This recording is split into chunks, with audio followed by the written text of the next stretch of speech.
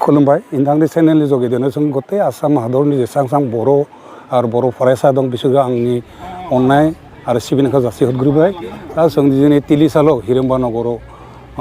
दिनै 56तम दुलाराय बर' फरायसा आफादनि मोनसे अधिवेशन जानो थांदों बेयाव जोंनो पान्जाय आफादा जोंनो दायित्व होदों भलन्टियार साब कमिटिनि मोनसे दायित्व होदों जों दा बर्तमान एनसिसिआव 375 जन जों परिखन होबाय थादों बेयाव जोंनि 7टा प्लाटुन जागोन आरो जों बेयाव ओरैबायदि खालामगोन एबार जोंनि बर' नालाय जों बर' दनो रिपर्टार जागोन जों 30 टन बे सालानखौ होगोन आरो लोगोनो जों एबार मार्च पास्टखौ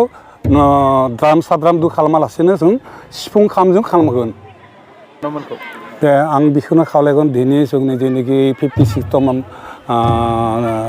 अधिवेशन जानो थांदों बेयो जोंनि ओरैबायदि नेतृत्व होनाय जों सासे बानजाय आफादनि आफादगिरि मोनदों जेनेखि रमिय पि नार्जारिनि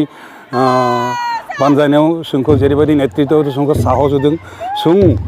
आसाम हादरनि बाहेरायावबो बांलादेश नेपाल भुटान बिनिफ्राय बा जेनेखि थान्दै फैगोन बे थान्दैफोरखौ जोंनि बे भलन्टियार साब कमिटि थ्रुआव दिनै बिसोरखौ अननाय सिबिनाय बिसोरखौ थानाय जानायखौ होनो थाखाय जों सेस्था खालामगोन आरो बै जेनेखि अधिवेशनखौ जोंनि गत्तै गथ' मानसिखौ लानानै जों रंजा बाजा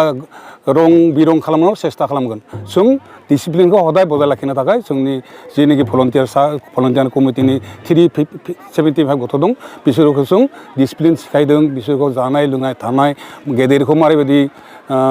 सिबिनांगौ उन्दैखौ मारैबायदि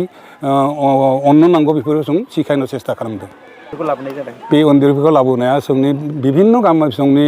नामबरा आनसलिक होननानै बुङो धरि लওক 15 नम्बर बना ओनसोल आरो सिसुपानि जायगानिफ्रा नाना जाति उपजाति जोंनि बेयाव